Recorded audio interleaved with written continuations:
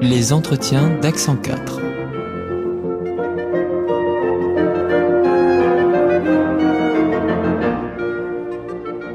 Bonjour Catherine Boisinger. Bonjour Olivier Roy. Catherine, la semaine dernière, on vous recevait à l'Opus Café, mais en tant que chef du chœur de l'Orchestre Philharmonique de Strasbourg. Aujourd'hui, je vous accueille en tant que chef du chœur Voix de Stras pour un événement, un concert toujours passionnant lorsque vous en concevez le programme, un programme intitulé Notes de voyage. Qu'est-ce que c'est ? Alors, Notes de voyage, c'est en fait des petites histoires qui sont à la fois un voyage à travers l'espace, puisqu'on va chanter des pièces de différents compositeurs de différents pays, français, espagnol, grec, et puis aussi un voyage, et surtout d'ailleurs un voyage, ce que j'ai écrit dans l'intitulé du programme, derrière la luette, derrière la voix, pour découvrir qu'est-ce qui se cache derrière nos voix. Alors qu'est-ce qui se cache derrière une voix ? Il se cache beaucoup de choses. Vous savez, quand vous entendez la voix de quelqu'un, vous entendez évidemment un contenu qui est dit, mais si vous essayez d'oublier, ou si vous écoutez quelqu'un qui parle une autre langue que vous ne comprenez pas, vous entendez toutes les résonances de cette personne, les résonances de sa tête, les résonances de son corps, la façon dont sa bouche bouge, la façon, enfin tous ces petits bruits intimes, et puis la résonance de son timbre qui font sa personnalité. Et c'est ça que, alors je peux vous raconter peut-être deux petites anecdotes. D'une part, donc, le point de départ un petit peu de ce projet, c'est une phrase de John Cage qu'il a mise en musique et qui dit « Once upon a time, the world was round and you could walk on it around and around ». Ça veut dire « Il était une fois la terre, elle était ronde et tu pouvais en faire le tour encore, encore, encore ». Déjà, j'aime bien l'idée de cette phrase qui est que la découverte est infinie. Et puis donc j'ai demandé à des dames qui parlent d'autres langues, dont la langue maternelle n'est pas le français, de dire cette même phrase dans leur langue maternelle. Et j'ai enregistré ça. Donc j'ai cette même phrase dite en français, en anglais, en italien, en allemand, bien sûr, ça c'est les langues européennes qu'on attend. Aussi les langues de l'Est, en polonais, en slovaque, en arménien, en russe, et puis je l'ai en arabe, en provençal, en alsacien bien sûr. Et donc j'ai ensuite mélangé toutes ces voix et joué avec les sonorités des voix et des timbres des personnes. Et la première chose déjà par exemple qui était très amusante, c'est de voir combien l'arabe et l'alsacien ont des sonorités qui se rapprochent. Et de mélanger ces deux choses-là, c'était vraiment pour moi un petit clin d'œil et un jeu sur la musique des langues. Et puis c'est une belle leçon de communautarisme.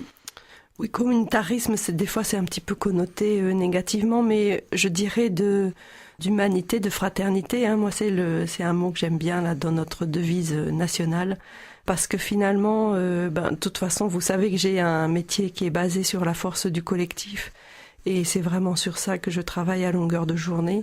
Comment les gens ensemble, en faisant état d'abord de leur force individuellement et collectivement, comment ils peuvent faire bouger les lignes, c'est ça qui m'intéresse.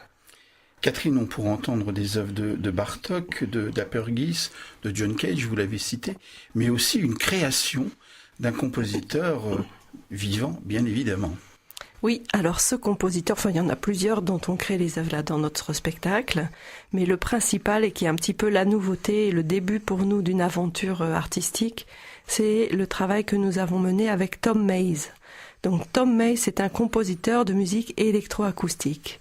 Il est professeur au CNSM de Paris, il est professeur ici aussi à Strasbourg à la Haute Académie de musique.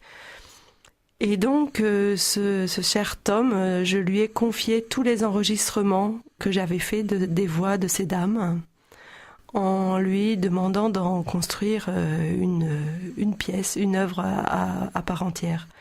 Et ce qui est vraiment incroyable, c'est que donc il y a certains moments dans le spectacle qui sont de la musique électronique, et vous entendez ça, vous avez l'impression d'entendre des sons synthétiques, mais tout est fait à partir de l'enregistrement des voix. Évidemment, par-ci, il a coupé les consonnes, par-là, il a coupé les voyelles, il a accéléré les sons, il les a compilés, il les a compressés, il a tout tricoté à sa façon.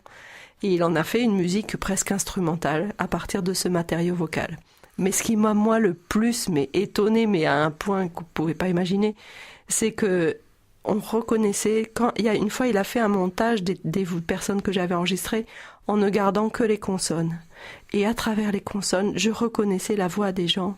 Alors je lui ai dit, mais comment ça se fait? Il me dit, tu entends la résonance des corps. Et ça m'a vraiment étonné. C'est un petit clin d'œil aussi, d'une certaine manière, à Pierre Boulez, qui travaillait aussi le son de manière électronique. Il suffit de penser à Répond, par exemple. Oui. Bon, quand on fait de la musique contemporaine, on est toujours en train de faire un clin d'œil à Papa Boulez, d'une certaine façon. Et à la fois, la musique contemporaine, en tout cas la façon dont nous la pratiquons, elle continue son chemin. C'est-à-dire que ce que moi j'aime bien dans la pratique de nos concerts, c'est de mélanger les répertoires.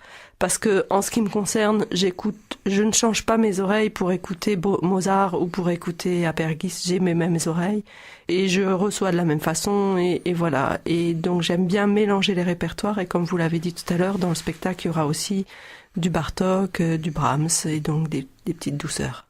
On peut trouver toutes les informations sur le site Voix de Stras. Voilà, en plus, c'est vraiment pour nous un beau démarrage cette année, parce qu'on a aussi un nouveau site.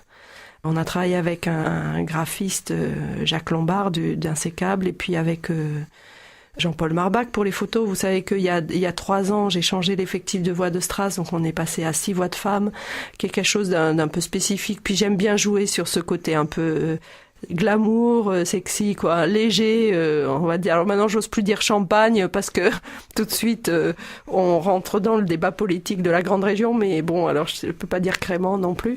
Mais en tout cas, la légèreté, le pétillant, voilà, c'est ça. Et donc sur le site internet qui est dans cette esthétique, il y a toutes les infos. Le site voixdestras.com. .eu. Nous sommes en Europe. Nous sommes en Europe. Bien sûr. Merci de le rappeler, Catherine. Merci, Catherine. Merci, Olivier.